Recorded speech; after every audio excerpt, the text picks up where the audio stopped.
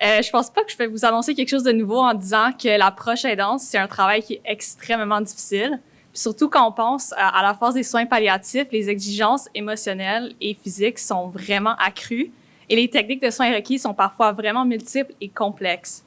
Donc, imaginez-vous être aidant puis avoir besoin de répit. Ça veut dire avoir besoin d'une pause, de passer du temps à part, de passer du temps pour soi. À qui allez-vous demander de l'aide pour ce genre de service-là? Où allez-vous chercher de l'information?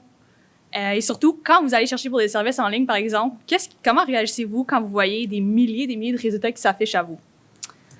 Eh bien, c'est une réalité auquel font face plusieurs aidants au Québec.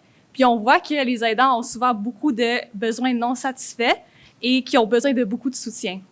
Donc, l'objectif de mon projet de recherche, c'est de créer une base de données digitale interactive pour faciliter l'accès aux services de répit qui existent déjà au Québec pour les familles avec des besoins de soins palliatifs.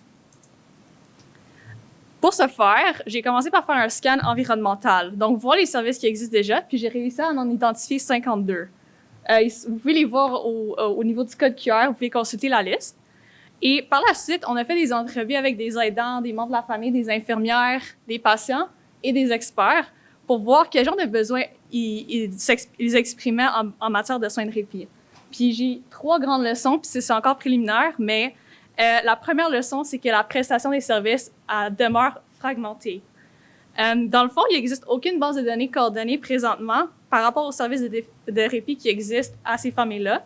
Et quand on a parlé aux participants puis qu'on leur demandait « Est-ce que vous connaissez des services dans votre communauté? » Il y a beaucoup de gens, que ce soit les cliniciens ou les familles, qui disaient qu'ils connaissaient aucun service disponible, qu'ils connaissaient pas où trouver l'information, ni le type de service dont ils avaient nécessairement besoin. Ensuite, pour la deuxième petite leçon, c'est que l'identification de services et de ressources de répit exige beaucoup de temps et d'énergie. Et par exemple, quand moi j'ai fait le scan environnemental, ça m'a pris beaucoup d'essais-erreurs pour trouver une stratégie de recherche qui fonctionnait, qui me donnait des bons résultats. Puis là, ensuite, passer à travers tous ces résultats-là, puis trouver l'information, ça aussi, ça leur requis beaucoup de temps. Donc, pour les cliniciens, ça pourrait nuire à l'équilibre entre le rôle de soins directs et le rôle de coordination. Puis, pour les aidants, ce processus pourrait davantage contribuer à la fatigue ou au désespoir qu'ils pourraient ressentir déjà dans le processus. Et dernière leçon, c'est que la connaissance des services existants pourrait aider à mieux répondre aux besoins. Donc, quand on a parlé aux gens lors des entrevues, ils disaient qu'ils aimeraient ça connaître leurs options parce qu'ils pourraient obtenir du répit avant que ces besoins-là deviennent trop grands. Il y a d'autres gens qui ont suggéré que la connaissance des services pourrait aussi aider les aidants à surmonter le sentiment d'échec qui est souvent associé au répit. Ça pourrait soulager l'incertitude et aussi donner de l'espoir dans leur rôle. Donc, la question se pose maintenant, comment on transforme ça en un outil qui est utile? Et voici le prototype. Puis vous allez voir, c'est plus que juste une liste de services, mais il y a aussi des façons d'entrer en contact avec les organismes ou de différentes informations qu'on peut visualiser.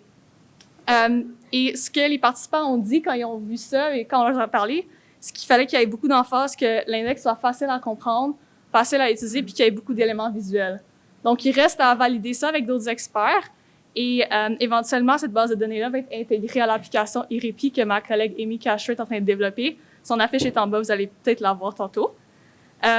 Donc, je vous laisse un peu réfléchir sur la façon dont nous, en tant que chercheurs, cliniciens ou même membres de la communauté, on a tissé des liens avec les organismes puis les ressources qui existent déjà afin de faciliter l'accès aux soins, que ce soit palliatif, que ce soit répit ou juste en général. Bien, merci.